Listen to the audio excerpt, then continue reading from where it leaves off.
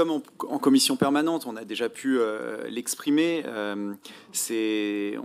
on veut faire un vœu pour s'opposer à ces zones à faible émission. On l'a exprimé d'ailleurs dans le vœu, donc pour plusieurs raisons.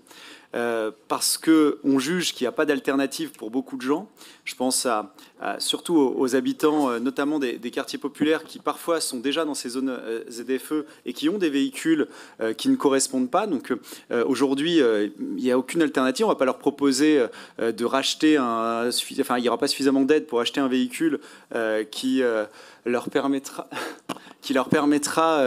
donc de remplacer leur véhicule non compatible ZFE. Pour les habitants des zones rurales, je pense notamment aux personnes âgées qui ont souvent des médecins dans les centres-villes, quelles autres alternatives ils vont avoir?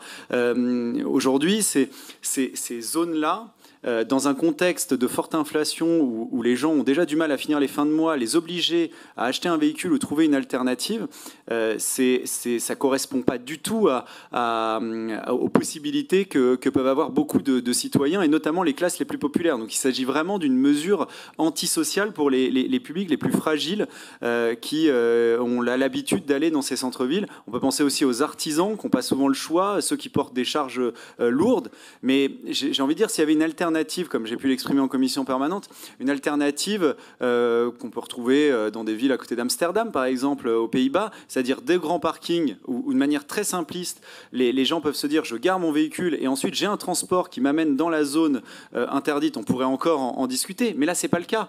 Là, les personnes n'ont pas de solution avec leur véhicule. Ils vont essayer de trouver une gare, essayer de prendre un train. Enfin, ça va complexifier énormément et ça ne correspond pas à ce que peuvent faire beaucoup de gens aujourd'hui. Alors, certains parlent d'alternatives au vélo. Enfin, je parlais des personnes âgées. C'est aujourd'hui pas possible, ou des gens qui vont transporter des choses. Je parle de manière très concrète sur ce que peuvent vivre les gens. Et cette incompatibilité, d'ailleurs, elle entraîne que beaucoup de villes ont renoncé. Hein. Enfin, je vais les citer, mais on a Reims qui a reporté l'exclusion des critères 3. On a Lyon qui, pourtant, est une ville dirigée aujourd'hui par Europe Écologie Les Verts, qui a reporté l'exclusion des critères 2.